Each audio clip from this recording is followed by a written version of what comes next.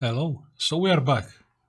I did it. I took my full license. So my full ham radio was such its experience was incredible. I mean, I didn't expect it. You know what? I will lie to tell you. I learned for the intermediate. Yeah. So you remember we started with like 4 years ago, I believe. It was only 4 or 5 years. I took my foundation. Then I took the intermediate probably like 3 weeks ago. And, I did have a look for like 1 hour over the stuff. But because, we are doing electronics and was an easy exam. The intermediate one was easy. At least for me, it was easy. And I said, you know what? What can go wrong with the full one? I mean, yeah, it's electronics, and I was wrong, and I failed. I failed one full exam. I post on the YouTube on the community, and I said I failed the exam. I mean, I didn't expect it to be that hard.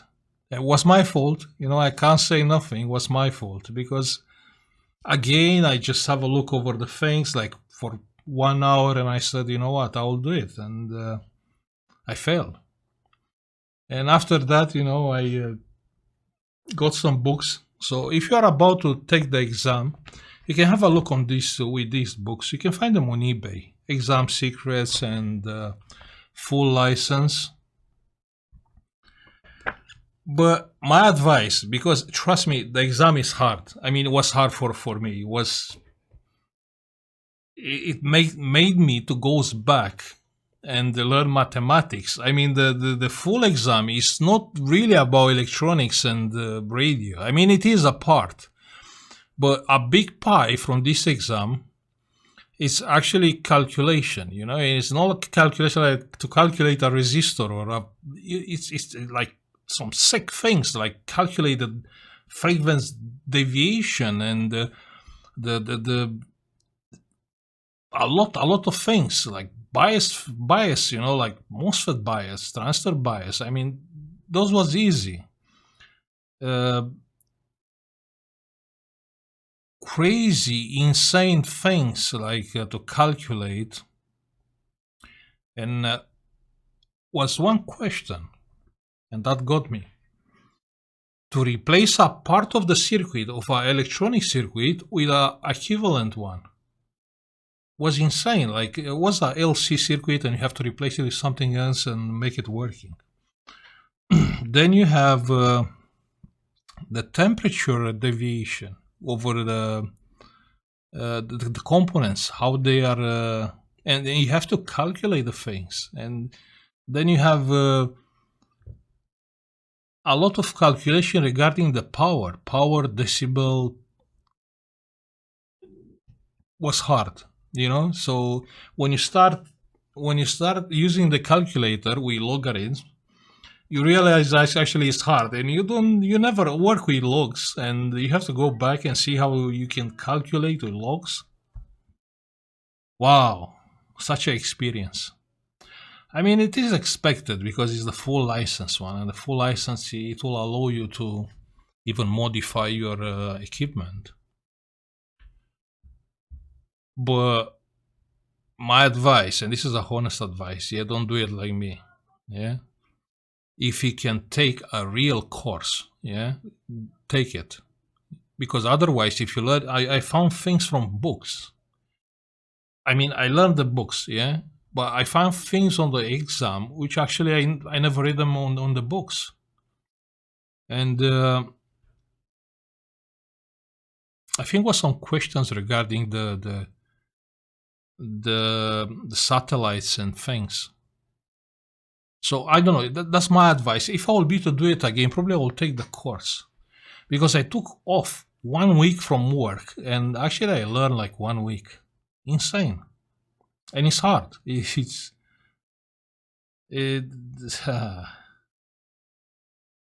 anyway, it was like 10, 15 questions. Even if I learn, yeah, it was 10, 15 questions. I choose like a random thing. Like I didn't even know to answer on that questions.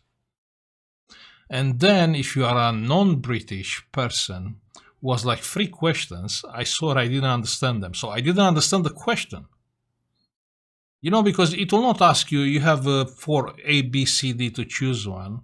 And it will not ask you, okay, which is the right one? No, it was a question like, which from this option is less likely to, with different words which I didn't understand them. But anyway, that was like 3 questions. But yeah, now I'm a full ham and I can use 400 watts, and I'm extremely happy.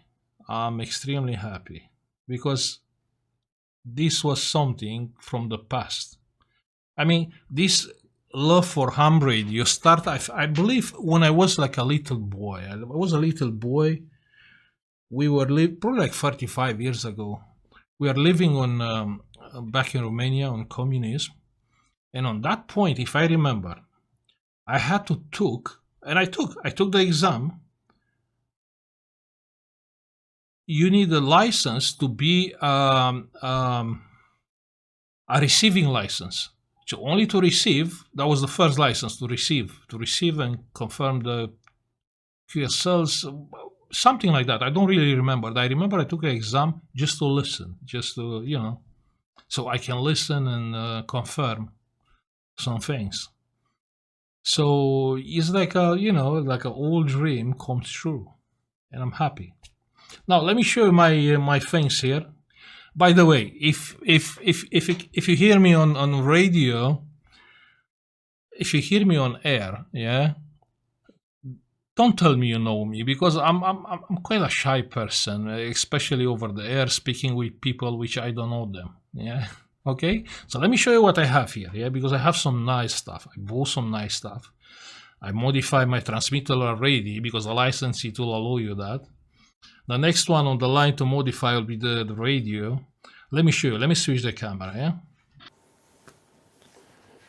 Okay, so this is my room and my shack. We have the antenna tuner here. This is probably, I don't know. This is the best what you can buy if you like manual things. Yeah, adjusting like. I like it. I don't want to buy like a automatic antenna tuner. I love to adjust myself all the things. Yeah. This is a AT2K. It's made by Pulsar, and it's very nice. Under this is a beauty. Yeah, this is a beauty. Trust me. So this is an amplifier, 1.5 kilowatts. Of course, the limit here is like 400 watts. But has inside two valves or tubes, GU74. And I bought this because I cannot use this power. But anyway, I bought it just because it's nice. Like in the same way, like the people are buying a Lambo because it's nice, even if they cannot use it like on the max speed. Same like this. So I know I cannot use the full power, but just because I can run the amplifier like to 400 watts, this it will keep it probably for life. Yeah, so you'll have no issue if you run this amplifier on low power. That's why I bought it. It's a nice one. And I modified the amplifier. I took out this thingy with the idle current. I took it out, and my idle current is always idle current is kind of is triggered or is triggered by voice. So actually, when you speak, it will detect the speech and it will enable the current, which is going through the tubes. Yeah. So I cancel it because, well, let's say if you are speaking like not that loud, it will give you some distortion. Not that high, but for me, it's no point keeping trying to save power with a tube amplifier. It's a little bit weird. I mean, I didn't bought a tube amplifier to save power. Okay, but that's happen only when you transmit. Yeah, the idle current. So this is a nice one. I really love the amplifier. I have there dummy load, like 1.5 kilowatts dummy load. And here I have my my receiver. It's an ICOM 7300. You know it's the most popular model you can buy. Now with the receiver, it is a catch. So actually, I'm not using the ICOM 7300 receiver. You will not believe it. So actually, I modify this transceiver. I fit inside a board so I can get the signal for the SDR.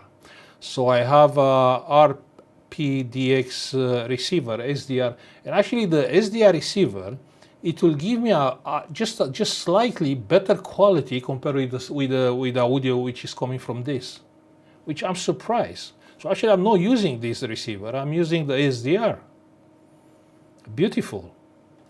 So that's what we have. Here I have the mixer. I have a Yamaha, what model is MG10XU mixer. Okay. Now, here is a dodgy thing. This is dodgy. So you can get an adapter. Yeah. So I have the adapter to XLR microphone. I cut down the adapter, and here it's a very dodgy thing. Probably you can't see it. It's a little transformer with adjustable resistor and a capacitor there, because you have to separate the ground. Yeah. Actually the audio ground is not the same with the, let's say, the USB ground, and you will end up with some weird loop negative currents. Yeah, but probably I will do a video about this on some point. And because of this modification, I can input sound from the mixer. And also I'm using we have a XLR microphone. It's a shotgun microphone, Sennheiser MH416, I believe. Now, the next modification, what I'm about to do is with the radio. Actually, I'm not happy with the audio. I mean, on a normal case, you fit here straight a XLR microphone, yeah, it will work. No, probably it will not work. You need phantom power. Okay, a dynamic mic, it will work. A condenser mic, it will work if you don't need phantom power. But I'm coming with a high level of audio on a microphone amplifier, and the amplifier is getting distorted very easily. So I want to jump over that amplifier and go with the signal, with the audio signal there. Or probably again we can do that together on another video. Now my antenna. Where's my antenna? Give me 1 second.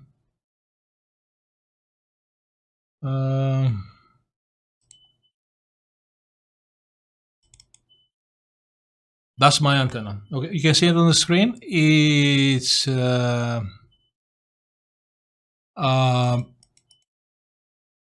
my antenna is an inverted V on it's a dual dipole inverted V or multi-band dipole. Okay, and here I have a balloon 1.1 it's a current balloon, and it's performing great. I mean, a normal dipole you have like 70 and something ohms, and on an inverted V you can actually reach 50 ohms by adjusting this angle. Let me connect the 14250. This it will show you like the SWR, but I don't know how to do it, how to show you. Hopefully it's on focus.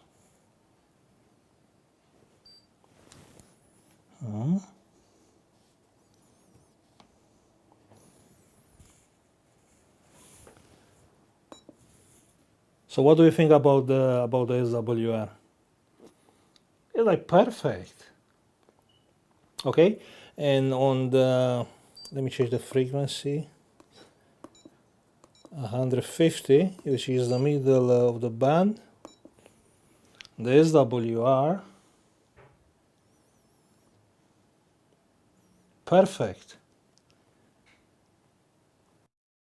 It's a nice hobby, and I'm happy finally. I got my full license and I can use it. Okay? Anyway, we'll see what will happen in the future.